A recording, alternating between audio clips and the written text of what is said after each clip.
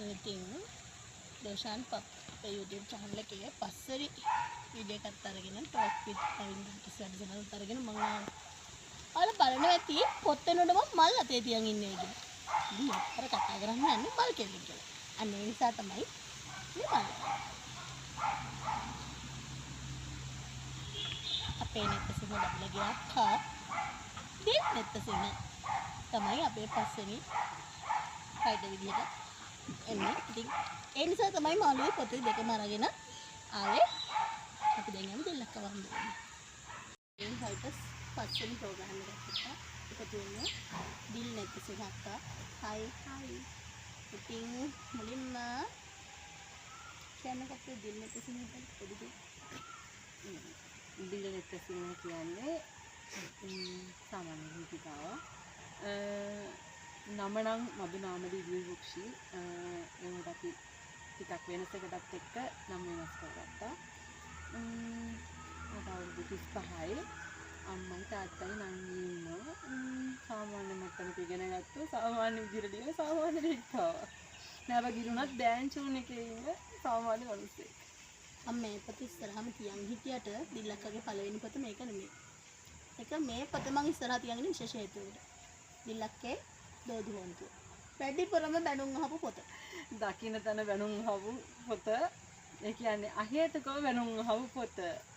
ඒ කියන්නේ ඒක ගැන කිසිම අවබෝධයක් නැතුව දකින්න තන මඩගහක් පිරිසක් හිටියනේ පොත. ඒ කියන්නේ Tamanට අවශ්‍ය නැති තැන්වල ඉස්සවලට ගියත් මේ පොත අරගෙන විහිළුවට ලක් කරපු අය හිටියා. මුලින් නම් ඒවට රණ්ඩු කරා දුක් වුණා ඇඬුවා. පස්සේ ඉතින් තේරුම් ගත්තෙත් නැහැ. මගේ පොත කියවපු අය රිවිව් දාද්දී මම තේරුම් ගත්තා කියවපු මිනිස්සුන්ගේ කවදාවත් ඒ වගේ මඩ ප්‍රහාරයක් කියන්නේ නැහැ කියලා. අනිවාර්යයෙන්. මොකද මම පැහැදිලි මගේ රිවිව් එක ඔයාට ලිව්වා මේ මොන විදිහේ නමක්ද කියලා මමම හිතුවා. එහෙම හිතන්න ඕන හින්දා තමයි ඒක දැම්මේ. එතකොට හැබැයි මම බුක් ෆෙයාර් වල පොත වික්ක අක්කේ මේ පොත වැඩිපුර ගෙනිච්ච පිළිම ළමයි. යාළගේ දොඩු හොන්තුවට දෙන්න. සමහරක් ඉන්නේ එක දැනකදී පිළිලමක් කිව්වා කාගේ හරි හොන්තුවක් කියවන්න නැතේ කියලා පොත පුස්තකාලේ දුන්නේ. ඉතින් මේ පොත මම තාත්තට කියනවා මේ පොතට ගැලපෙන්නේ මේ නමයි. ඒකට ගැලපෙන්නේ මම ඉස්සෙල්ලා කිව්වා වගේ ශානියක කතාවදී කිව්වා පොතක් ගැන වැඩිපුරම දන්නේ රයිට්. ඒතකොට ඒකට ගැලපෙනම නම දන්නේ රයිට්. විශේෂයෙන් පොතේ නමටයි කවර් එකටයි කතා ලියන කෙනෙක් විදිහට මට මගේ නම කොයිම සලා වෙනස් කරන්න බෑ. කියන්නේ මට නමක් හිතට ආව හොඳම මම කතාව ගොතන්නේ. බොහෝ දුරට මම ලියපු කතා 30ක් තියෙනවා. 30න් 25ක් විතරම පොතේ එක්කම මම චරිතයක් දැක්කොත් ඒ කෙනා වටේ ලියන්නේ. නැත්තම් පොතේ පොතකට දාන නම හිතලා නමෙන් තමයි කතාව ගොතන්නේ. ඒතර මට නම කොයි මොහොතකවත් වෙනස් කරන්න බෑ. ඒක හරි වෙනස් අත්දැකීමක්. දැන් ගොඩක් අය කතාවක් ලියලානේ නම් දාගෙන අන්තිමට නම හොයන්නේ. මම හිර වෙන තරම් මට පොතකට නමක් දාගන්න බෑ. හරි අමාරුයි. මම සෑහෙන්න හිතනවා නමක් දාගන්න. ඒතකොට වෙනස් අත්දැකීමක්. ඉතින් ඒකත් එක්කම මම යන්නම් අක්කා ලියන්න ගන්නේ පාසල් කාලෙන් ඉඳන් මේ ලේඛන කලාව ආරම්භ කරන්නේ. මම අවුරුදු 13 නම් අපේ ගමේ පුස්තකාලේ සමාජිකාව. මම මුලින්ම පොතක් කියුවේ මේ කල්ලන්දුවේ මුතුකොල්ලේ. එතකොට අවුරුදු 9ක් වගේ ඇති. ඒක ඉස්කෝලේ පුස්තකාලෙන් අපි ගොඩක් පුස්තකාලේ පරිහරණය කරන අඩවර වෙලාව නෑ ඉස්කෝලේ නම්. ඒක කියවුවට පස්සේ මට පුදුම ආසාවක් ආවා. ඒ කියන්නේ මම පොඩ්ඩක් කැමතිවද ත්‍රාසජනක වීරක්‍රියා වගේ ඒවට ඒ කාලේ නම්. ඉතින් ඒක කියවුවට පස්සේ හැබැයි හැමෝටම කියන්න ඕන මම කල්ලන්දුවේ මුතුකොල්ලේ වගේ ළමා කතාවකින් පටන් ගත්තා මම දෙවෙනි කතාවට ගියේ සුජීපසන්න ආරච්චිගේ කතාවක්. ඒකක් හොරෙන්. මොකද අපේ පුංචිලා නැන්දලා මේ සංගරා ගන්නවා. ඒකෙන් තමයි මම කියවන්න පුරුදුනේ. හැබැයි ඊට පස්සේ ගමේ පුස්තකාලයට අවුරුදු 13න් බැඳුනට පස්සේ එතන ඉඳන් මං හිතන්නේ මේ වේදිනා ඇත්තට පොත් 5000කට වැඩි මං කියවලා ඇති. ඒ හැම එකම මම ලේඛනගත කරගෙන තියන් ඉන්නවා මගේ සතුට වෙනුවෙන්. ඉතින් ඊට පස්සේ අවුරුදු 16 දී වගේ මට හිතුණා මටත් පුළුවන් ද දන්නේ ලියන්න. සාමාන්‍යයෙන් අපි සිංහල රචනා ලියන්න ගියම වචන 4000ක් ලියන්න කිව්වොත් 5000ක් කියන જાතිය මිනිස්සු ඉන්න චුට්ටක් හිතලා බැලුවා ලියන්න පුළුවන්ද කියලා බැලුවා. ඒක මම ඉස්සෙල්ලාම ලියුවේ මගේ ඩයරි එකේ කතාවක් විදියට. හැබැයි ඒක කියවපු එකම පාඨකයා අවුරුදු 10ක් විතර වයසේ මගේ නංගි. එයාට සුදුසුත් නෑ. හැබැයි මම ඒ කාලේ හිතනවා මම එහෙම රොමෑන්ස් ලියලා නැහැ ඒකේ. ඒ උනාට ඉතින් ඒක කියුවේ යා. ඊට පස්සේ මගේ ලොකු අම්මා නැන්දා එහෙම කියවලා හොඳයි කිව්වා. හැබැයි ඒක හැමම නැකිලා ගියා. ඊට පස්සේ මම ආයෙ අකුරක්ක ලියුවේ නෑ අවුරුදු 20 කොටින්ම 2018 වෙනකම් ආයෙ මුකුත් ලිව්වේ නෑ. ඊට පස්සේ තමයි කොරෝනා කාලෙත් එක්ක YouTube channel එකක් හදලා ලියන්න ඕන කියලා හිතලා ලියන්න ගත්තා. හැබැයි ඒකට මතක් කරන්න ඕන තනු පොතේජු අක්කයි ශමී පියවරා හේන ගෙදර අක්කගේ කතා දෙකක් කියලා තමයි මට YouTube channel එකක් හදන්න පවා ආස හිතුනේ. ඊට පස්සේ තමයි වෙනස්සක් දැකීමක් දැන් මම වුණත් මම පටන් ගත්තේ සයිබර් එළියන්නනේ. ඔව්. Facebook එකට නේද? මගේ මුලින්ම YouTube දැන් අක්කගේ ශානි අක්කගේ දෙන්නගෙම YouTube channel එකක් විදිහට. ඇත්තටම කියනවා ලොකු ප්‍රතිචාර තිබ්බා. ඒ කියන්නේ දැන් මේ Facebook එකේ අපිට එන මඩ ප්‍රහාර කකුලෙන් ඇදලි YouTube එකේ අපිට හම්බ වුණේ නිකන් අහ කියන දේවල් වලට කට දාන්න කියලා පණ්ඩු වෙලා තියෙනවා. ඒ ඇරෙන්න YouTube එකේ කට්ටිය හරි ඉක්මනින් වැළඳගත්තා අපිව. YouTube එකෙන් පටන් අරගෙන පළවෙනි ලබ්ලි මෙට්‍රෝ ප්‍රකාශනය පොතක් වෙනකන් ආවේ කොහොමද? පොතක් කියලා එන්න කලින් නංගිමයි සෑහෙන්න පුස්තකාලේ අපේ අංජුලා මිස් එක්ක සෑහෙන කට්ටක් කෑවා ප්‍රකාශන ආයතනයක් හොයාගන්න. කතා නොකරපු තැනක් නෑ අපි. කියන්න ඕන ලේඛක ලේඛිකාවන්ට කතා කරා මේ අපේ පරණ ඒ හැමෝම මාරම හොඳ විදිහට අපිට උත්තර දුන්නා. ඒ කියන්නේ නොදන්න දේවල් විශේෂයෙන් යවවන අයියා වෙන්න ඕන විදිහ එයා කරන්නේ එයාගේ පොත් විතරයිනේ. එයා ඒ වුණාට අපිට වෙන්න ඕන පිළිවෙල හරි ලස්සනට කියලා දුන්නා. අයියට මතකදවත් දන්නේ නැහැ අපි කතා කරා කියලා. හරි ආදරෙන් කියලා දුන්නා. මිස් සෑහෙන උනන්දු වුණා. එහෙම තියෙද්දි තමයි අපේ නංගි මට දවසක් ඇවිල්ලා කිව්වේ අක්කේ මම අර මේ Facebook එකේ කියවන මල්ෂාන් අයියාගේ ඒ කියන්නේ මට මල්ලි අයියා තමයි මට මේ ලලිත් කියා සර් කෙනගේ නම්බර් එකක් දුන්නා. අපි මේකට මේ කතා කරලා බලමු කියලා. අන්න එතනින් ඉතින් ලලිත් සර් හමු වුණා කියන්නේ දෙවියෝ හමු වුණා වගේ තමයි ඉතින්. ලව්‍යනිකී ජාන් පොත් දෙකම නේත්‍ර ප්‍රකාශන අපේ ලලිත් අයියාගේ එතකොට ඔයත් පළවෙනි පාඩක නංගි කියන අදටත් මගේ කතා මට වඩා චරිත පවා පාඩම් එයාට. මේ පොත් දෙකම නේත්‍ර සිංහ ප්‍රකාශන. ඔයා ඔය පොත එයාට පෙන්වන්න නැතුව දෝදුහුවන්තුව පොතේ පිටිපස්සේ තියෙන දෙබස් ටික එකක් කියලා අහන්න. එයාට දෙබස් අකුරක් නැතුව මතක ඇති. මතකයි. ඒක කියන්න ඕනේ. මම දැන් මේ මොහොතකට කලින් අක්කේ මෙහෙම ඔයා ඉස්සෙල්ලා ලලිත් ගැන කියද්දි මම බලන්නේ ඉතින් මේ ටික කියනවා. මේ දෝදුහුවන්තුව මම ඉස්සෙල්ලා වගේ බැනුම් අහපු පොත. බැනුම් උච්චරවත් අම්මම අඬපු පොත. අඬපුර අඬු වෙච්ච පොත. හැබැයි හැමදේම මම හිතන්නේ වැඩිපුරම ප්‍රතිචාර එතකොට අපේ ආදරේ හම්බෙච්ච සර්ගේ මට මතක හැටියට මල්ලවරච්චි කුටියේ හොඳම පොත් 10 අතරේ 9 වෙනි ස්ථානයට දෝදුහුවන්තුව තිබ්බා. දවල් වලව එකට තිබ්බා. ඒ කියන්නේ නේත්‍ර සිංහ ප්‍රකාශන යටතේ මට සතුටුයි ඉතින්. ඔය පොත් දෙක තිබ්බා. ඔව් දවල් වලව එක. දවල් වලව එක. එතකොට টොප් 10 අතරේ තමන්ගේ පොත් දෙකක් වෙනකොට ඇත්තට මේක හරි අහිංසක සතුටක් ලැබෙනවා. මම ඉස්සෙල්ලා කිව්වාගේ අක්කේ මම දකින විදිහ මම කියන්නේ මම මාළුකු රයිටර් කෙනෙක් නෙමෙයිනේ. හැබැයි මම දකින විදිහට වගේ මේ පොතත් එක්ක ගත්තම මේ පොත තිබුණු මට්ටමයි මේක දෙවි සාහන දීනුයි මේක දෙවි පස්සේ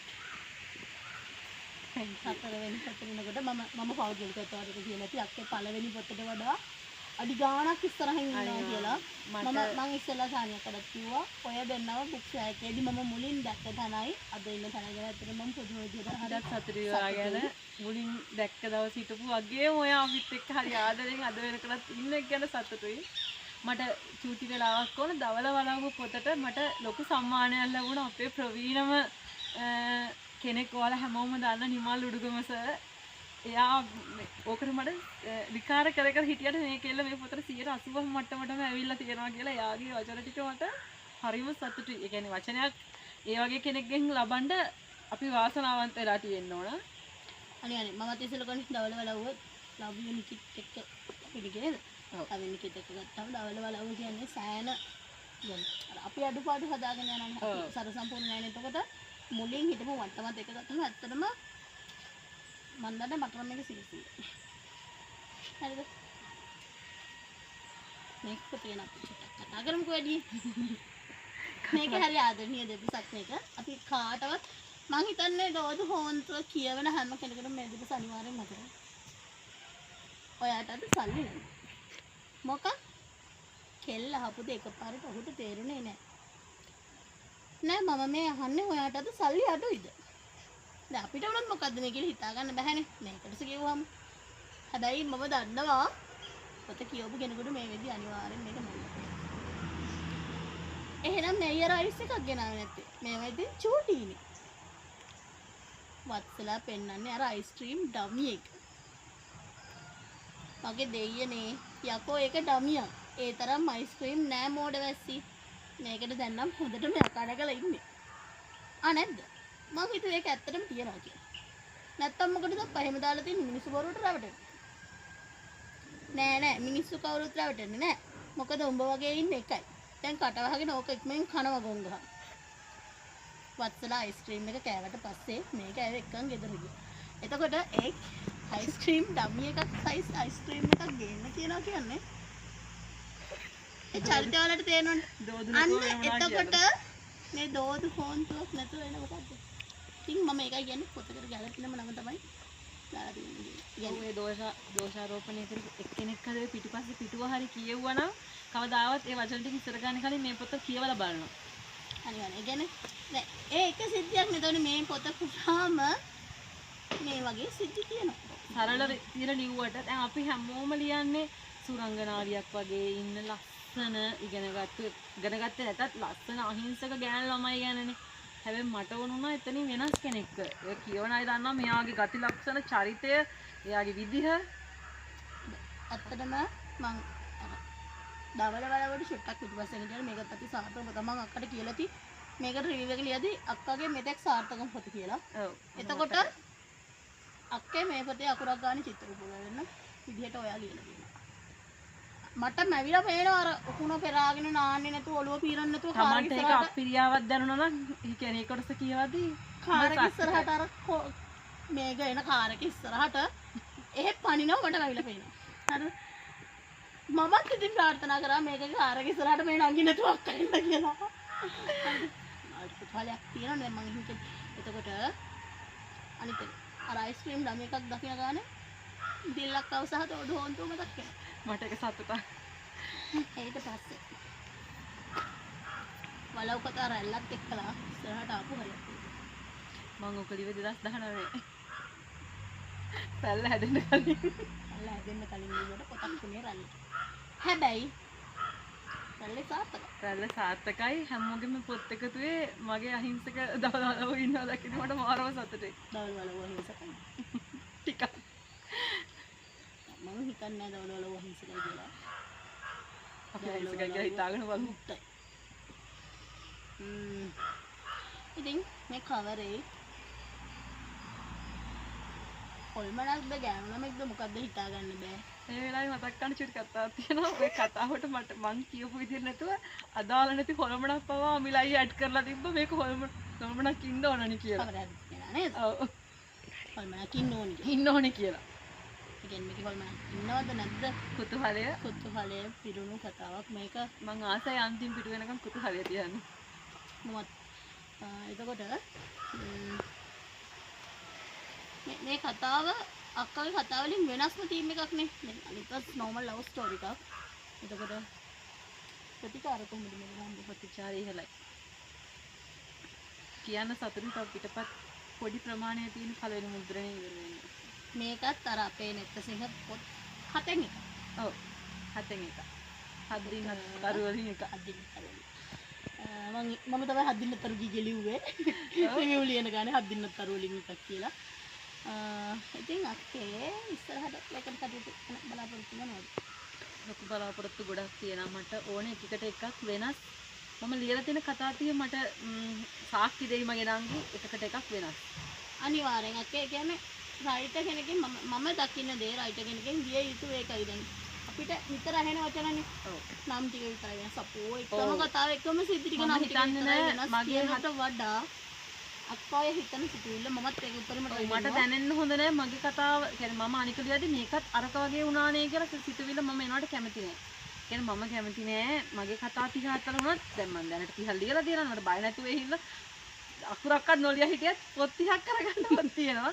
මම කැමති නෑ ඒ 31කට එකක් වෙනස්. ඒ කියන්නේ එක වගේ වෙනවට එක චරිතකින්වත් සමානකමක් දැනෙනවට. මම වෙලාවකට නංගිනුත් අහනවා මේක අරක වගේ දැනෙනවද අනේ කියලා. ඒ චුට්ටක් හරි සැකයක් දැනුණොත් මට මම එහෙම අහනවා. බලාපොරොත්තු කරනවා. ගොඩාක් එකට එකක් මේ හතර වෙනස්. එකට එකක් වෙනස්.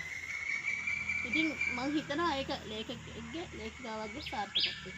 හරිම සරල විදිහට ලියන්නේ. ලොකු මහ ප්‍රාණ ඇත්තටම බොරු කියන ලියන්නත් එහෙම තේරෙන්නේ නැහැ. හැබැයි මිනිස්සෙන්ට එක දශමිකින් හරි මොනවා හරි ජීවිතේට ගන්න දෙයක් මම අන්තිමට අවවාදයක් විදිහට ගන්න දෙයක් ඇති කියලා මං හිතනවා පොත් හතරෙන්. අනිවාර්යෙන්ම. ඒකත් මං ආයෙම ඇදලා ගන්නේ දෝදු හොන්තුව.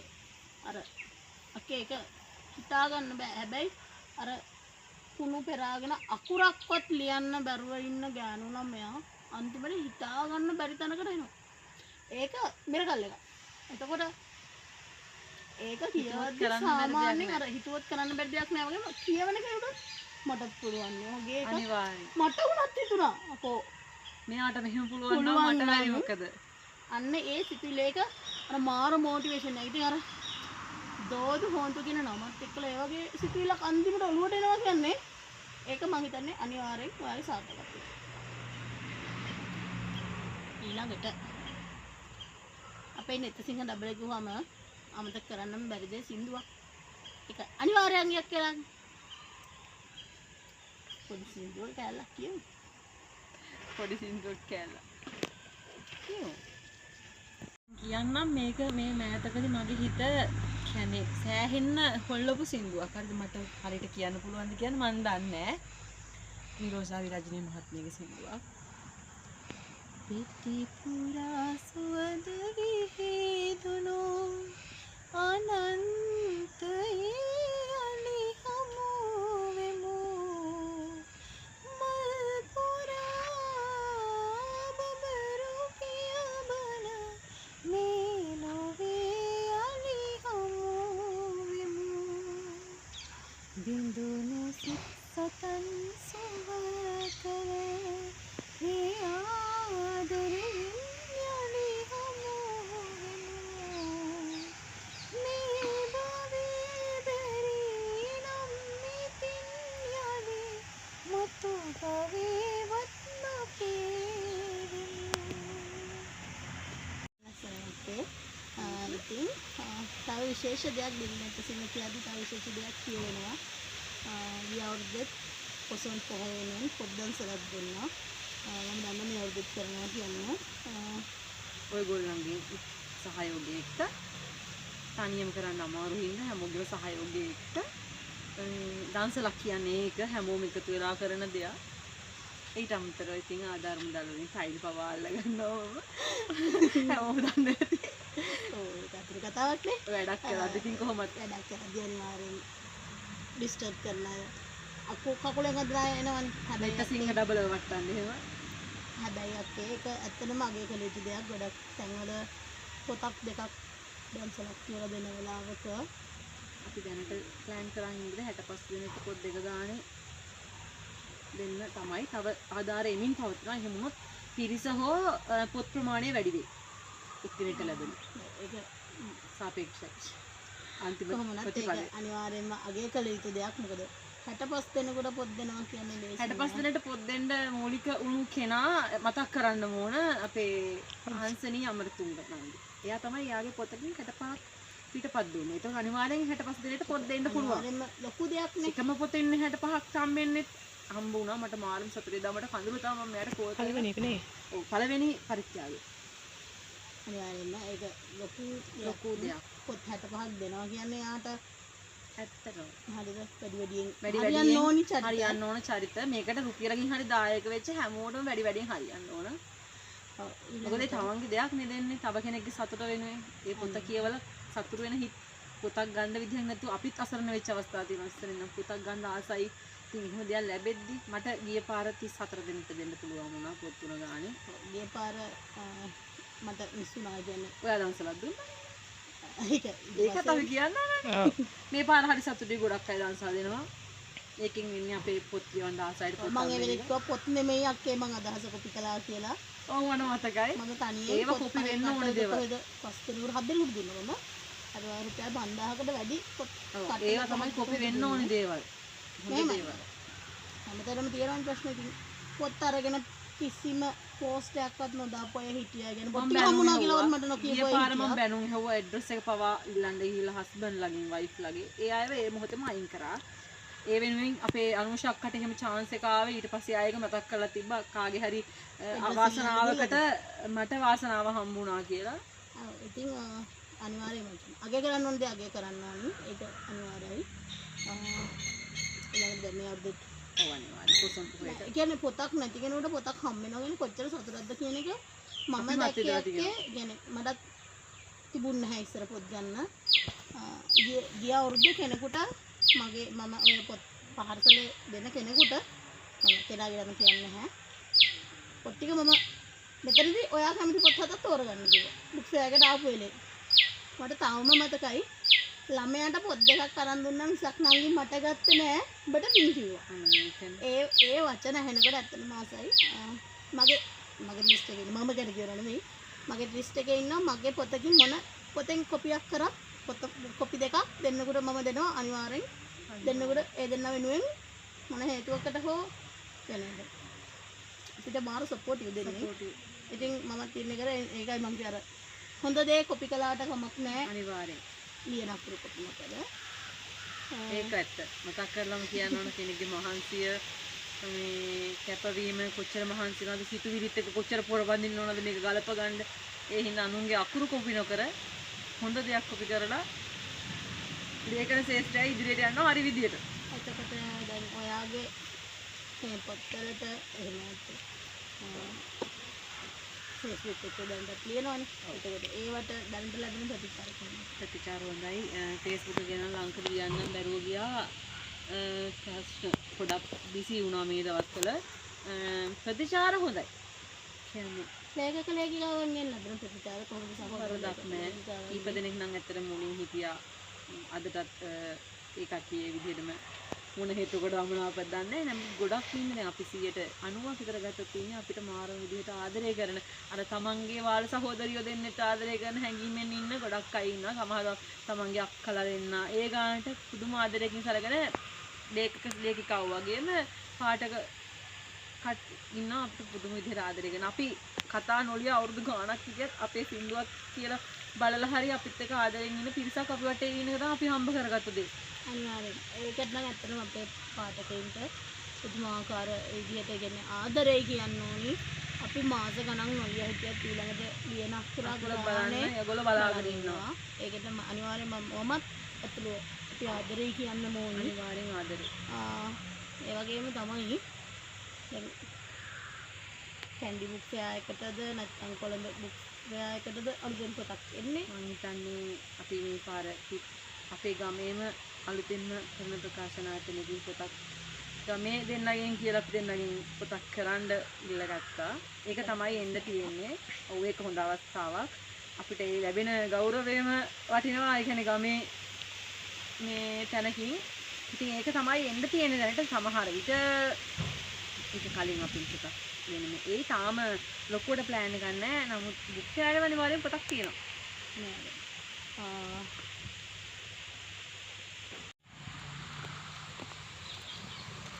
ඉතින් දැන් ඔයාලා බලන්න දැන් මම මේ මල් ගොඩක් අද කියන්නේ. අපේ දිල් කිව්වහම මල්නේ මතක් වෙන්නේ අනිත් දේ. පොත් කරනවම දිල් කිව්වහම මතක් වෙන්නේ මල්. ඉතින් මෙන්න මේ වගේ ලස්සන මල්ලු.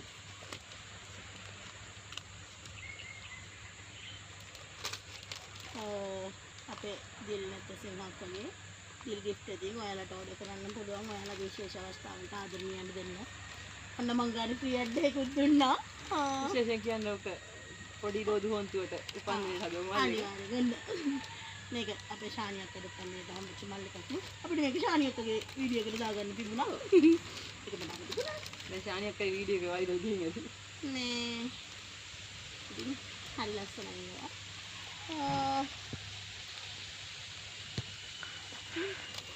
මල් කෙල්ල.